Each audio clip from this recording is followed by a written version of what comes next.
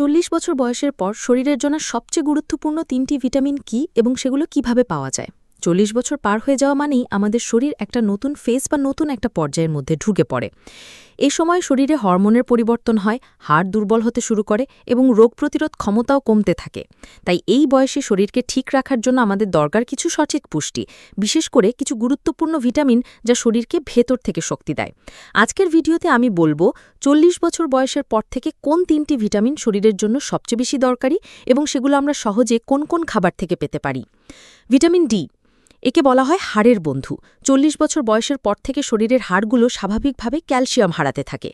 এই সময় vitamin D খুবই জরুরি, কেননা ভিটামিন ডি ক্যালসিয়াম শোষণে সাহায্য করে। ভিটামিন ডি এর ঘাটতি হলে হাড় দুর্বল হয়ে যায়, শরীরে ব্যথা করে এবং হাড় সহজে ভেঙে যায়। ভিটামিন ডি আপনি পাবেন কিভাবে? আপনি যদি প্রতিদিন সূর্যের আলোর সংস্পর্শে আসেন, বিশেষ করে সকালের সূর্যের আলোর সংস্পর্শে যদি আপনি ১০-১৫ মিনিটের জন্যও আসেন, তাহলে সেটা কিন্তু আমাদের ত্বক বা স্কিনে ভিটামিন ডি তৈরি করতে সাহায্য করে। এছাড়াও দুধ, দই, ডিমের কুসুম, সামুদ্রিক মাছ এসব থেকেও কিন্তু আপনি ভিটামিন ডি পেতে পারেন। আর যদি আপনার সাপ্লিমেন্টের প্রয়োজন হয়, তাহলেও কিন্তু আপনি ডাক্তারের সাথে পরামর্শ করে ভিটামিন ডি সাপ্লিমেন্টও আপনি নিতে পারেন। ভিটামিন বি12, একে বলা হয় স্নায়ুর রক্ষা কবচ। আমাদের মস্তিষ্ক, স্নায়ুতন্ত্র এবং শরীরের রক্ত তৈরির জন্য ভিটামিন বি12 অত্যন্ত গুরুত্বপূর্ণ। বয়স বাড়লে শরীরে ভিটামিন বি12-এর শোষণ ক্ষমতা কমে যায়। ভিটামিন বি12-এর ঘাটতি হলে অতিরিক্ত ক্লান্তি, মানসিক অবসাদ, ভুলে যাওয়া বা স্মৃতিশক্তি কমে যাওয়া, হাত পায়ে ঝিঝি ধরা ইত্যাদি নানান ধরনের উপসর্গ হয়। ভিটামিন বি12 খাবেন ডিম, দুধ অথবা দুগ্ধজাত খাবার বা মিল্ক প্রোডাক্ট, মাছ, মাংস অথবা কিছু ফর্টিফাইড খাবার যেমন ভিটামিন বি12 দেওয়া সিরিয়াল।